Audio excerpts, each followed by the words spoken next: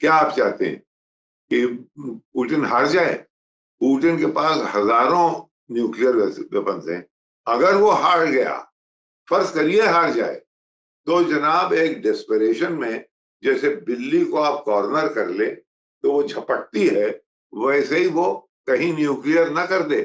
कहीं अगर हारने के करीब हुआ, आप भी नहीं हार सकते।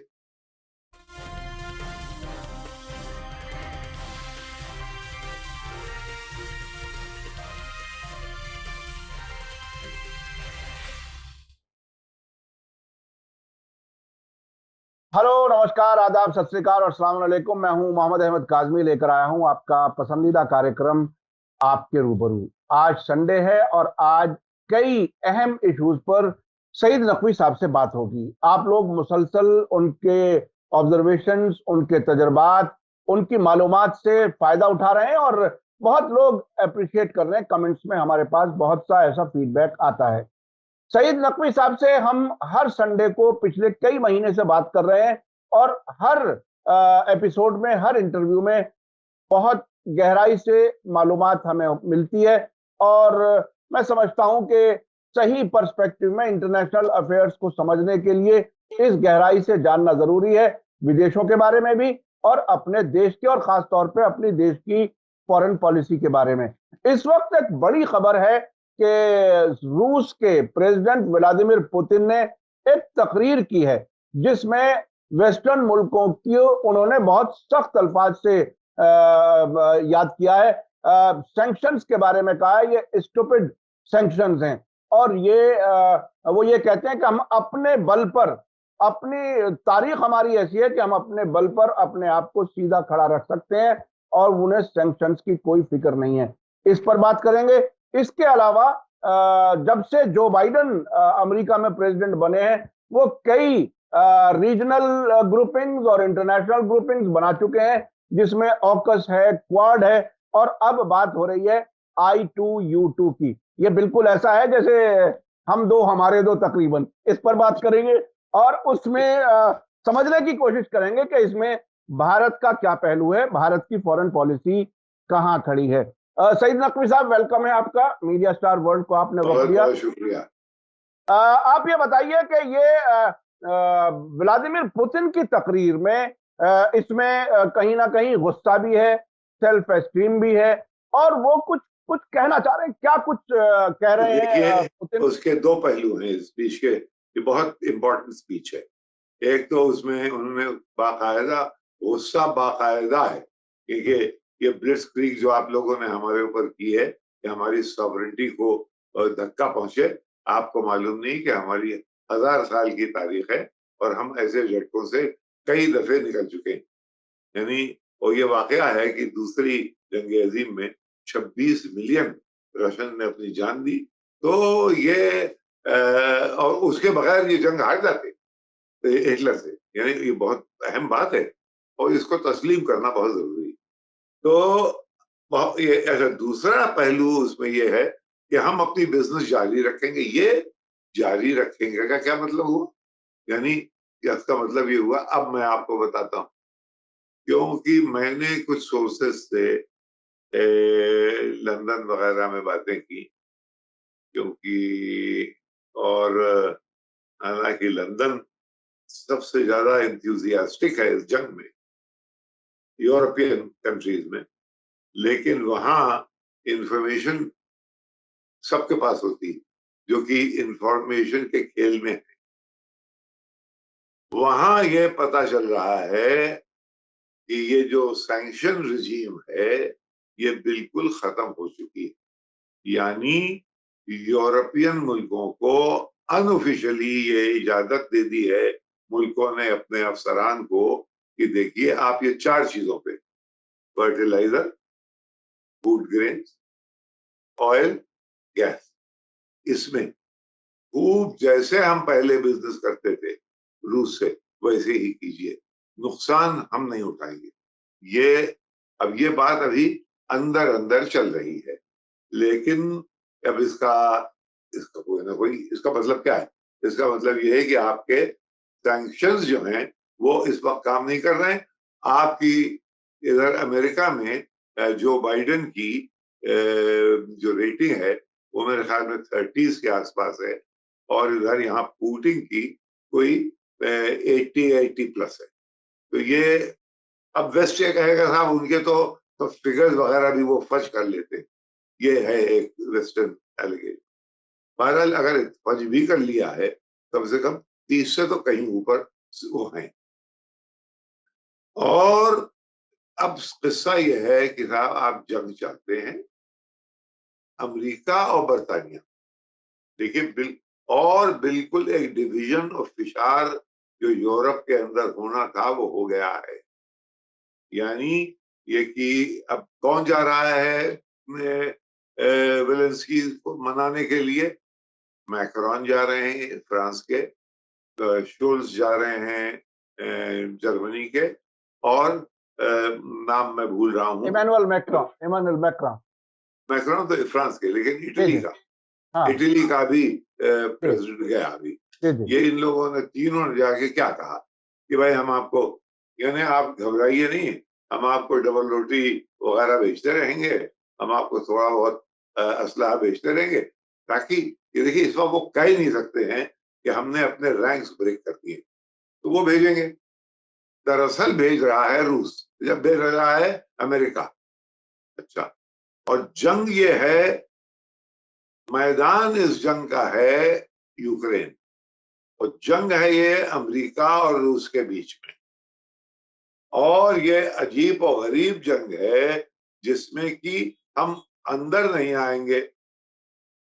खूब पर्दा है कि चिलमन से लगे बैठे हैं, साफ छुपते भी नहीं, सामने आते भी नहीं, क्योंकि अगर सामने आ जाएं तो फिर नेटो से लड़ाई हो जाएगी, और नेटो से लड़ाई हो जाएगी तो वर्ल्ड वॉर हो जाएगी, वर्ल्ड वॉर हो जाएगी तो आप और हम सब खत्म हो जाएंगे। तो ये चाहते नहीं है। उनके दिमाग में एक इमेज है काजमी साहब, जिस तरह से रशियन सोवियत हम्म।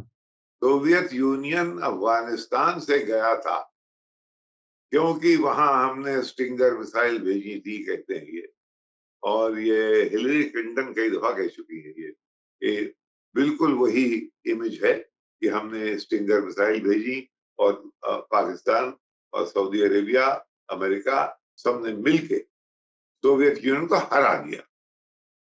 ये एक बहुत बड़ा मुगलता है, ये एक तारीखी मुगलता है। वो क्यों? इसलिए कि सबसे पहला वाहिद आदमी जिससे कि गोरबचेव जब वो सेक्रेटरी जनरल हुए हैं सीपीएसयू के, सबसे पहले मैंने क्रेमलिन में जाके इंटरव्यू किया था, और तमाम लोगों से उससे पहले मिलना पड़ता, मैं मिला। पूरा अफगानिस्तान का जो मामला है, ये गोरबचेव का वहां आना और पॉलिसी को रिवर्स करना कि ये जंग जो है ये कहीं नहीं जा रही है, हम इस जंग को खत्म करते हैं। ये नहीं रहा जिस तरह से कि अमेरिकन भागे हैं, इस तरह से वो भागे नहीं थे। उनके असलहे वो अपने साथ ले गए थे। एक वो जो हुआ, ये बिल्कुल इस बात को समझ लिया जाए कि जिस तरह से रशियंस अफगानिस्तान से गए थे, वो मिलिट्री डिफीट नहीं थी, बल्कि एक पॉलिटिकल डिसीजन था कि अब हमें जंग ये नहीं चाहिए। लेकिन इमेज यहाँ ये बनाई जा रही है कि वो हार के गए थे, और उसी तरह से हम रूस को यहाँ हमने फंसा लिया है इसमें, यूक्रेन में। अब इसको हम यहाँ से निकलने नहीं देंगे। ये कौन कह रहा है? ये अमेरिकन कह रहे हैं और बरतानवी कह रहे हैं, बीच में यूरोप नहीं कह रहा। भी यूरोप कह रहा भाई समझौता करो, हम ह्यूमिलिएट नहीं कर सकते तो पुतिन हमारे पूरे यूरोपियन आर्किटेक्चर का, स्ट्रेटेजिक आर्किटेक्चर का हिस्सा है। ये कई दफा हुआ है, ये अब कह रहे हैं लोग खुल के, लेकिन नहीं, वहां से हुक्म ये आया है। कहां से? अमेरिका से। वहां क्या हो रहा है? वहां जनाब अली यानी इतना इन्फ्लेशन है कि जिसकी कोई था नहीं है। इन्फ्लेशन, अनएम्प्लॉयमेंट, ये गन वायलेंस, और एक एक तूफान बेतमीजी वहां पे मचा हुआ है। लेकिन आप सबसे डाइवर्ट करने के लिए ये कह रहे हैं कि अभी ये जंग जारी रहे। उनका कहने का मतलब सिर्फ ये है कि ये जंग अगर हमारे टर्म्स पे नहीं खत्म हुई और दुनिया ने ये देखा कि ये उनके टर्म्स पे खत्म हुई, तब ये गोया वो विक्टर्स माने जाएंगे और ये इन्फ्लुएंस करेगा उस दुनिया को जो इस जंग के बाद निकलेगी।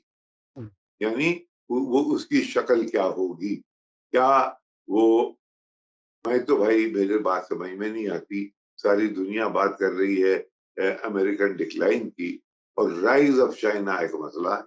अगर राइज ऑफ चाइना आप भी कह रहे हैं, ये तो अमेरिकन का उनका प्लानिंग क्या है, ये कि राइज ऑफ चाइना जो है ये नहीं होना चाहिए। तो नहीं, अगर एक राइज, मैं ये समझना चाह रहा हूं कि जो ये तकरीर है सेंट पीटर्सबर्ग की, जी जी, उसमें क्या जंग को लंबी मुद्दत तक खींचने के लिए कोई इशारा है? क्या हर सिचुएशन को फेस करने नहीं, के लिए तैयारी है मॉस्को की? क्या है उनकी तकरीर का वो मैसेज? ये कह रहा है कि हमारी बिजनेस उनसे जारी रहेगी, कहा है तकरीर में, कहा गया है जो भी हमसे बिजनेस कर रहे हैं वो जारी रहेंगे हमारे की इलाकों में। उसके अलावा जंग अगर हमारे ऊपर थोपी जाएगी तो हम जंग लड़ेंगे। जब तक ये वो नहीं कह रहा कि हम ये जंग जारी रहेगी, जैसे यहिया खान ने कहा था बांग्लादेश वॉर में ये जंग जारी रहेगी, ये वो नहीं है। ये कह रहा है कि अगर आप जंग ही चाह रहे हैं तो हम जंग जब तक आप चाहेंगे हम लड़ेंगे। लेकिन सारी दुनिया ये कह रही है कि भाई कोई समझौता होना चाहिए। अब ये जंग बहुत हो गई, क्योंकि आप इसे चाहते हैं कि, क्या आप चाहते हैं कि पुतिन हार जाए? पुतिन के पास हजारों न्यूक्लियर वेपन्स हैं। अगर वो हार गया, फर्ज करिए हार जाए, तो जनाब एक डेस्परेशन में, जैसे बिल्ली को आप कॉर्नर कर ले तो वो झपटती है, वैसे ही वो कहीं न्यूक्लियर ना कर दे।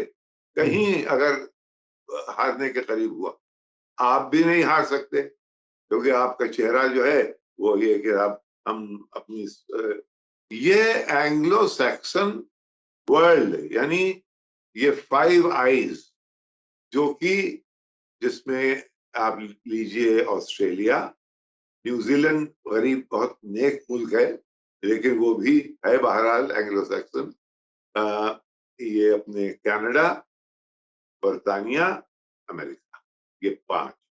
अब इन पांचों में से जो सब के सब अगर आप देख लीजिए तो सब थिएटर से दूर है।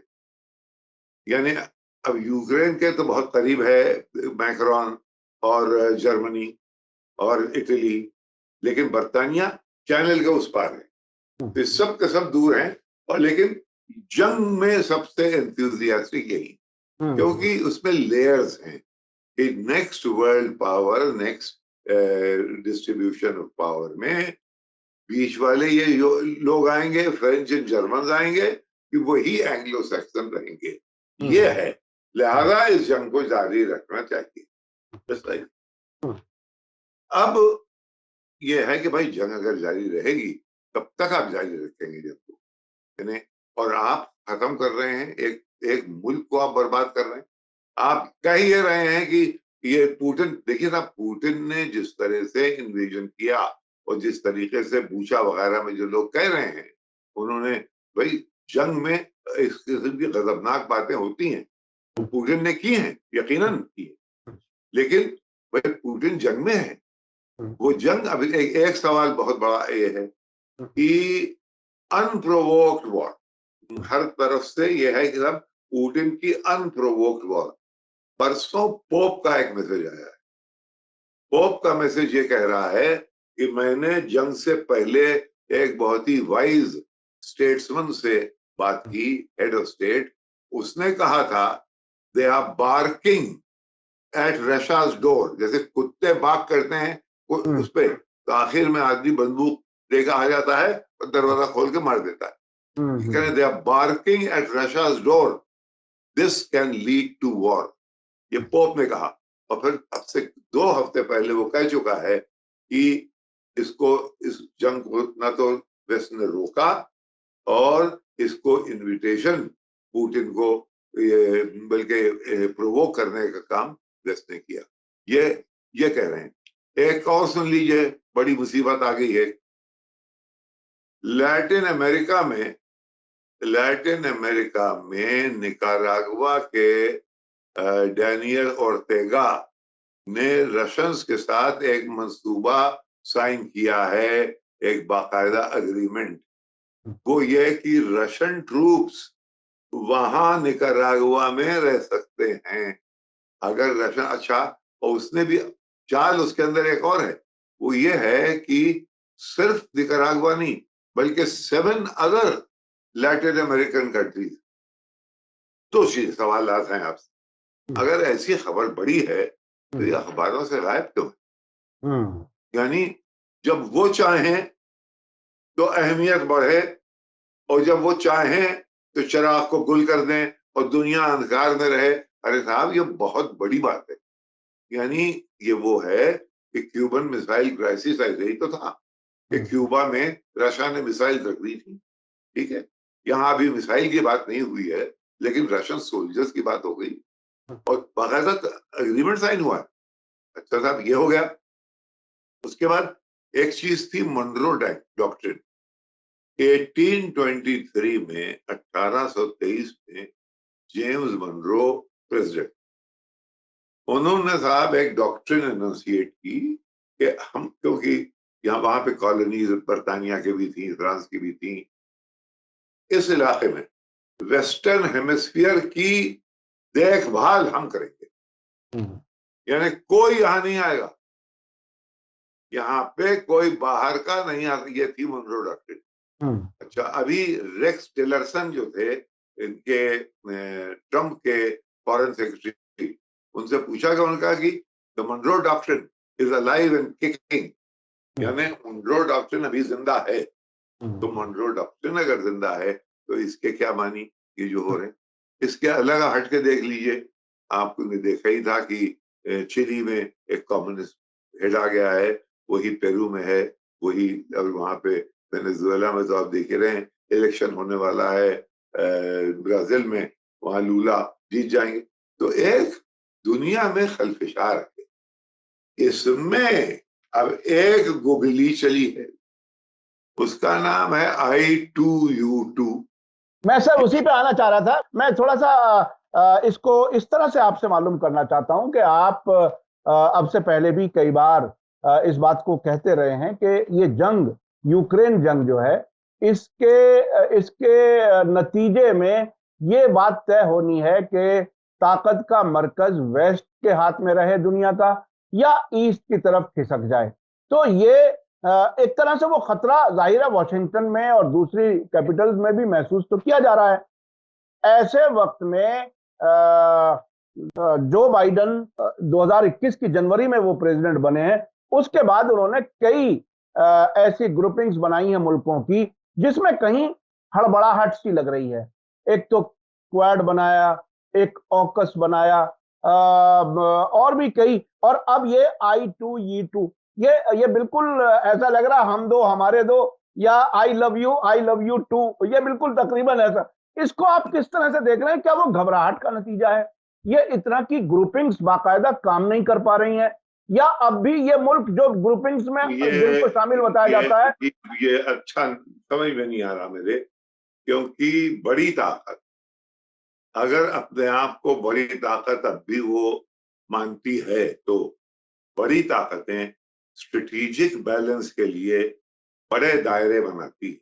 मसलन हेनरी किसिंजर का इनिशिएटिव 1971 में, जब वो गया क्लिंटन से पहले, जब वो बीजिंग गए, जबकि वो पीकिंग कहलाता था, बीजिंग गए, और बीजिंग में उन्होंने बाकायदा तैयारी की कि निक्सन वहां आए, और निक्सन गए और माओ जेतुंग से और शाओ एनलाई और बाकी बड़े लीडर से उनकी मुलाकात हुई। वो है कि चीन और रूस को एक साथ लोग देखते थे, लेकिन उनमें जरा सी खलिश थी। उस खलिश का फायदा उठाया किसिंजर ने, बहुत होशियार सेक्रेटरी था और स्कॉलर था। उसने क्या किया, एक ट्रायंगुलर पावर बैलेंस, यानी मॉस्को, बीजिंग, वॉशिंगटन, और उसको बढ़ाया उसने एक पेंटागनल पावर बैलेंस। क्या मतलब कि यूरोप जापान को भी उसने जोड़ दिया। यूरोप, जापान,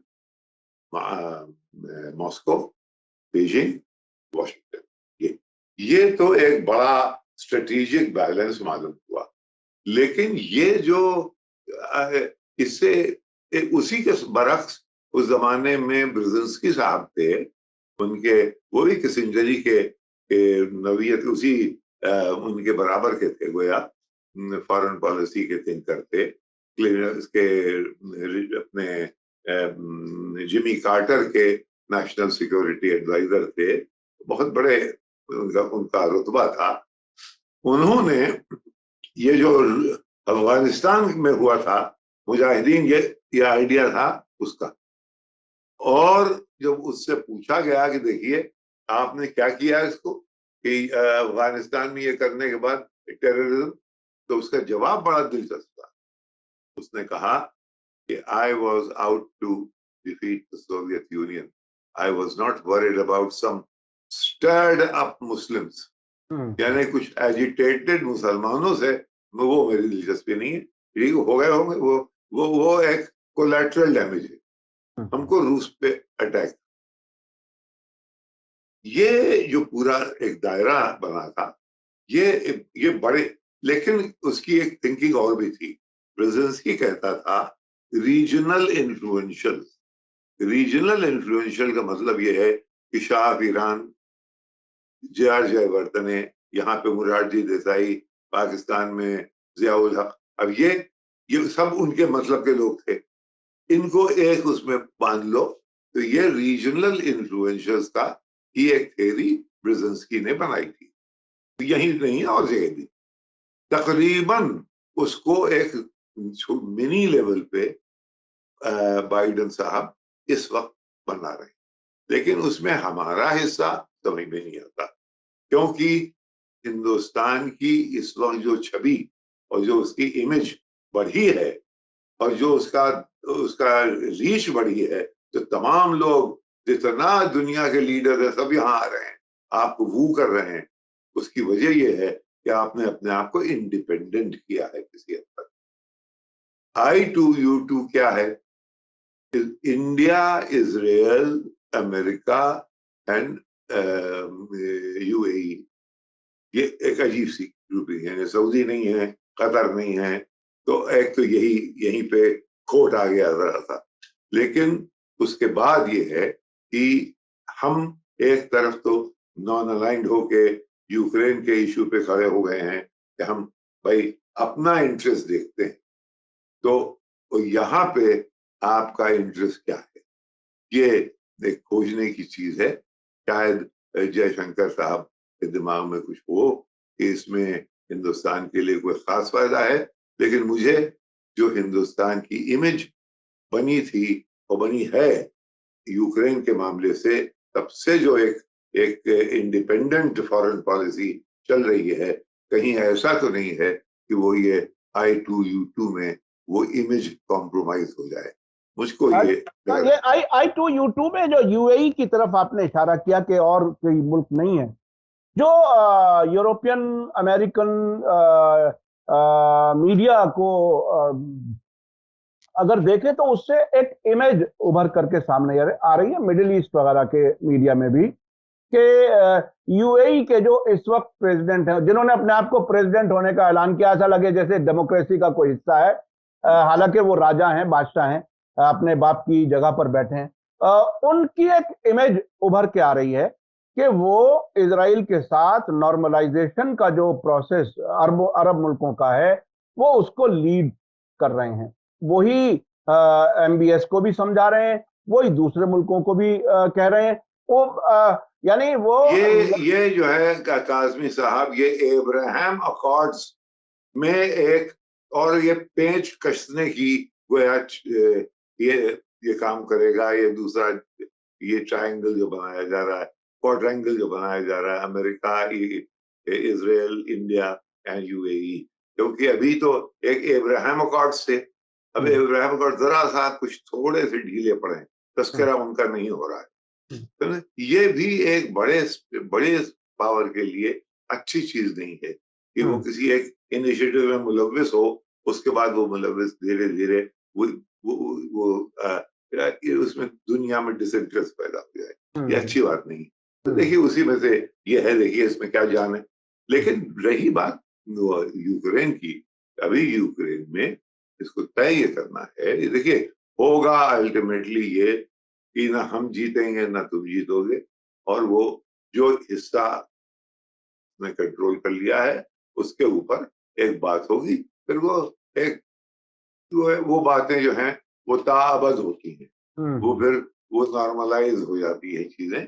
और ये लेकिन वेस्ट ये चाह रहा है, यूरोप ये चाह रहा है, अमेरिका और बरतानिया ये नहीं चाहता। हम्म। बस अच्छा, बिल्कुल बरतानिया आखिर में ये जो यूरोपियन मुल्क जाकर के उनके लीडर्स मिले हैं, एक दिन तो जर्मनी, फ्रांस और इटली के लीडर्स, और उसी दिन रोमानिया के भी वो पहुंचे, और उसके एक दिन बाद बोरिस जॉनसन भी कीव पहुंचे। तो ये इन और बेचारे जेलेंस्की की टी शर्ट नहीं बदली अभी तक, वही उसी टी शर्ट में नजर आ रहा है जिस दिन पहले दिन से वो ब्रांडिंग हो गई है उसकी। तो क्या ये जेलेंस्की को ये इत्मीनान दिलाने में कामयाब हो जाएंगे कि कोई बात नहीं, जंग जारी रखो? दो दो मुख्तलिफ ये दो मुख्तलिफ एडवाइस देने गए। जो आप तीन यूरोपियन लीडर्स, जर्मनी, फ्रांस और इटली, उनका यह है कि लो भाई हम तुम्हें हथियार थोड़े थोड़े दे रहे हैं, लेकिन अब पीस की बात करो, और ये दिमाग में ये तय करो कि पुतिन से किन टर्म्स पे तुम पीस की बात डिस्कस करोगे। वो इनका ये है। ये लोग जो गए हैं बोरिस, और ये जो नया नया जिसको डोनाल्ड रम्सफेल्ड न्यू यूरोप कहता है, जो ये रोमानिया वाले, ये लोग जो गए हैं अभी, ये इनका मकसद है कि भाई जंग अभी जारी रहे, ये अभी लगे रहो, हम तुम्हें और भेजेंगे अच्छे सामान। अच्छा ना, वो अच्छे सामान भी आ जाएंगे। अब उसमें फर्ज कीजिए कि आपने लॉन्ग रेंज मिसाइल उनको दे दी, और वो मिसाइल गिरी जाके रशियन टेरिटरी में, क्या होगा फिर क्या होगा? आप कह रहे हैं कि नो फ्लाई जोन होना चाहिए। नो फ्लाई जोन को एनफोर्स करने के लिए आपको ग्राउंड में जो जितनी भी इक्विपमेंट है हवाई जहाज को मैनेज करने का, उसको आपको डिसेबल कर देना पड़ेगा, और वो इक्विपमेंट जो है वो रूस में है।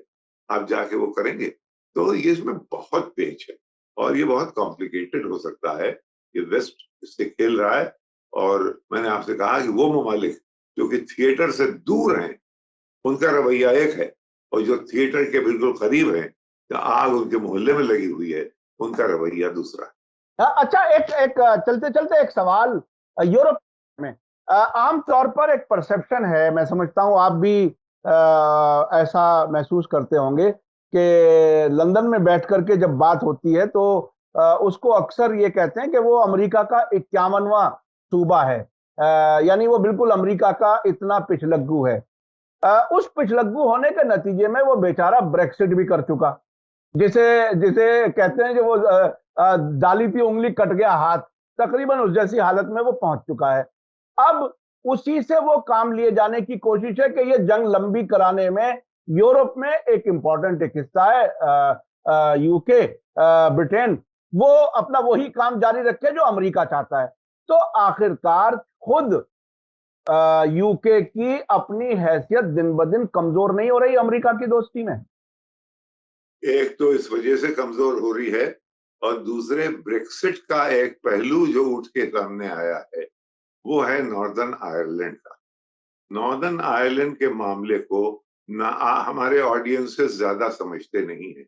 वो किस्सा ये था कि जब ये रिपब्लिक ऑफ आयरलैंड बनी, तो 7 काउंटीज ऑफ अल्स्टर, अल्स्टर की 7 काउंटीज जो हैं, वो गोया बर्तानिया का हिस्सा है वो। अच्छा, वो किस वजह से हैं? क्योंकि वहां पे प्रोटेस्टेंट्स की एक जमाने में मेजॉरिटी थी, और प्रोटेस्टेंट अंग्रेज ने बहुत ही डेमोक्रेटिक बात कही कि साहब जब तक ये इलेक्टोरली ये लोग इसको मानते हैं कि हम बरतानिया का, उनको कहते थे यूनियनिस्ट पार्टी, यानी हम बरतानिया का हिस्सा है। अब इसमें जो ये देश से हटे, जब इन्होंने ब्रेक्सिट किया, तब वो पेश आ गया कि उनको उनकी जो धंधा और आना जाना, यातायात, जो अल्स्टर का बेलफास्ट से डबलिन और डबलिन से अल्स्टर, वो उसको रोकना नहीं चाहते। वो कहते हैं अगर रोकना, ब्रेक्सिट से तो तुम बाहर हो गए हो। फिर उन्होंने एक समंदर में एक तरीका निकाला कि साहब वो यहाँ पे चेक किया जाएगा इनका सामान, अगर सामान चेक हो रहा है तो आप उस मुल्क का हिस्सा कैसे रहे। बहुत ही डेलिकेट, इसको लोग समझते नहीं है। यानी बरतानिया की थ्रोन इस पे मुनहसर है। पूछिए कैसे। एक जंग हुई थी 17वीं सदी में, जिसको बैटल ऑफ द बॉयन कहते हैं, बॉयन रिवर है वहां पे। किंग जेम्स द थर्ड और ये विलियम ऑफ ऑरेंज, अगर उसमें किंग जेम्स द थर्ड जीत जाता तो बरतानिया की थ्रोन रोमन कैथोलिक होती वहां, क्योंकि ये जंग देखिए और कहाँ है, ये नॉर्दर्न आयरलैंड में है। ये वहां वो है जो विलियम ऑफ ऑरेंज जी थे, तो गोया ये प्रोटेस्टेंट्स जो थे, वहां पे एक ऑरेंज ऑर्डर बना, यानी बाकायदा घर हैं जहाँ ऑरेंज ऑर्डर, कपड़े, सैशेस, तलवार, ये वो पहनते हैं, एक दिन मार्च करते हैं बाकायदा, यानी जैसे तारते हुए रोमन कैथलिक्स को। अब इधर थोड़ा सा वो मामला कम हुआ है, मैंने वो देखा है। बहरहाल कहने का मतलब ये है कि इस हाल आपके ऑडियंसेस ये समझ ले कि नॉर्दर्न आयरलैंड का मामला, क्योंकि सब फोकस में रोज तो है नहीं, लेकिन ये की है बरतानिया की सोल की, यानी वहां अगर ये जंग हार गए होते, the throne of England would have been Roman Catholic. ये बहुत ही अहम एक इमोशनल, बहुत डीप हिस्टोरिकल पहलू है, जिसकी वजह से बोरिस जॉनसन को एक सख्त मुसीबत है। तो कई मुसीबतें, मैं समझना ये चाह रहा था कि अमेरिका से दोस्ती में यूके का फायदा हो रहा है या नुकसान हो रहा है। मेरे ख्याल में ये फायदा, देखिए ये चीज शुरू हुई थी मिसेस थैचर के दौरान। ये पर्सनालिटीज के ऊपर होता है। मिसेस थैचर की शख्सियत दूसरी, मिसेस थैचर ने वो एक स्पेशल रिलेशनशिप कहा गया था, वो एक कम नहीं थी, बल्कि वो जो ऑपरेशन डेजर्ट स्टॉर्म है वो उसने करवाया था, लेकिन वो ये नहीं था कि वो उससे कम है। हाँ, हमारी स्पेशल रिलेशनशिप है, ये बिल्कुल बराबर की थी, जो कि मिसेस थैचर के जमाने में। फिर वो टोनी ब्लेयर तो बिल्कुल इनके चमचे हो गए, हमारे बुश साहब के। बहुत मशहूर किस्सा है, यानी वो पार्टी में बैठे हुए हैं बुश, उधर से prime minister of England England के अंदर गुजर रहे हैं, तो अपने योए ब्लेयर, यानी ओए ब्लेयर इधर आ, ये यानी इस तरह का रिश्ता हो गया। अरे उसका बड़ा किस्सा चला। तो ये बुश के जमाने में हुआ। अब ना तो मिसेस थैचर वाला है, ना बुश और ब्लेयर वाला है। अब ये एक लंगड़ी चल रही है, ये इसके पहिए ठीक नहीं है, लेकिन ये गाड़ी दो पहियों पे चल रही है किसी तरह से। इसमें कोई खास खास जान और एनर्जी नहीं है। बहुत बहुत शुक्रिया सईद नकवी साहब, आपसे हमेशा मैं भी इत्तेफाक से बेलफास्ट से डबलिन बस से गया हूं। वो एक उस शौक में कि साहब बगैर वीजा के भी दूसरे मुल्क में जाया जा सकता है, और कोई खास मकसद नहीं था, लेकिन वो बहुत ही इंटरेस्टिंग था कि मुल्क बदलने का एहसास तब हुआ जब मार्केटिंग करने वाले जो बिल बोर्ड्स होते हैं उसमें जब कीमत पौंड की जगह यूरो में लिखी नजर आने लगी, तब लगा कि अब हम यूरो वाले रीजन में है, यानी आयरलैंड में। तो खैर वो अजीब किस्म की है। हमारे यहाँ तो एशिया में इस किस्म की बात सोची भी नहीं जा सकती। चलते चलते एक मिनट, एक बात मैं आपके सामने कुछ बता जी जी। वाहिद मुल्क हैं हम बदकिस्मत, इतनी मोटर है यहाँ पे, हर तरह की कार उतारी जा रही है। देखिए, आप गाड़ी में बैठिए, जिब्राल्टर से स्पेन जाइए और दुनिया में जहां पिरामिड के ऊपर से आप यहाँ तक आ जाइए, अफगानिस्तान तक, पाकिस्तान। ये एक ऐसा बदकिस्मत मुल्क है कि हम गाड़ी में बैठ के कहीं वाघा के आगे नहीं जा सकते। हाँ, बिल्कुल मुल्क के अंदर ही अंदर घूमना है। वाहिद है ये। जी जी जी। यानी जिब्राल्टर से स्पेन जा सकते हैं, सदर्न साइप्रस में साउथ से नॉर्थ जा सकते हैं, लेकिन यहाँ आना जाना बिल्कुल बंद है। ये एक यूनिक सिचुएशन है जिसको कि बहुत दिन चलना ना चाहिए। जी बिल्कुल। ये बहरहाल मुल्कों को दूर रखने का, दुश्मनियां बाकी रखने का वो इंतजाम होता है, और शायद सियासी लोग हर जगह के वो नहीं समझ पाते, या क्या उनके अपने सोचने का तरीका होता है, वो एक अलग एक बहस है। बहुत बहुत शुक्रिया सईद नकवी साहब, आपने कई इश्यूज पर, खासतौर पर पुतिन की जो तकरीर है उस पर आपने बहुत ही तफसील से बताया, और ये भी बताया कि रूस का यूरोप से कारोबारी रिश्ता उसी तरह से चल रहा है, यूरोप ने भी तय कर लिया है और रूस भी वो इशारा पूरी तरह से दे रहा है। जंग लंबी चलेगी, कहां तक चलेगी, अमेरिका और ब्रिटेन का और रुख है, यूरोप के बाकी मुल्कों का रुख और है। वो शायद जंग जल्द खत्म कराना चाहते हैं, उनके लीडर्स भी जाकर के कीव में भी मिले हैं, और वो कोई कोशिश कर रहे हैं कि कहीं कोई बातचीत शुरू हो जाए। इधर भारत की फॉरेन पॉलिसी में I2U2 का क्या मकसद है, क्या होगा, उस पर भी आपने रोशनी डाली, और आपने एक इत्मीनान भी जाहिर किया कि हमारी फॉरेन पॉलिसी अब इंडिपेंडेंट होती हुई नजर आ रही थी। इसके बाद आगे क्या होगा ये बहरहाल एक एप्रीहेंशन है, लेकिन हमें उम्मीद है कि हमारा देश आजादी से अपनी इज्जत के साथ अपनी फॉरेन पॉलिसी अपने फायदे के लिए, अपने नेशनल इंटरेस्ट के लिए चलाए। वो मैं समझता हूं वही अच्छा होगा, और हमारी बहरहाल हमें उम्मीद अच्छी ही करनी चाहिए। बहुत बहुत शुक्रिया सईद नकवी साहब, आपने वक्त दिया। इसी के साथ मुझे दीजिए इजाजत। धन्यवाद, शुक्रिया, जय भारत, जय हिंद। मीडिया स्टार वर्ल्ड के और वीडियो देखने के लिए हमारे चैनल को सब्सक्राइब करें और सीधे नोटिफिकेशन पाने के लिए बेल आइकन दबाएं। और अगर हमारी खबर सच्ची और अच्छी लगे तो अपने व्हाट्सएप, इंस्टाग्राम, फेसबुक और ट्विटर अकाउंट पर जरूर शेयर करें।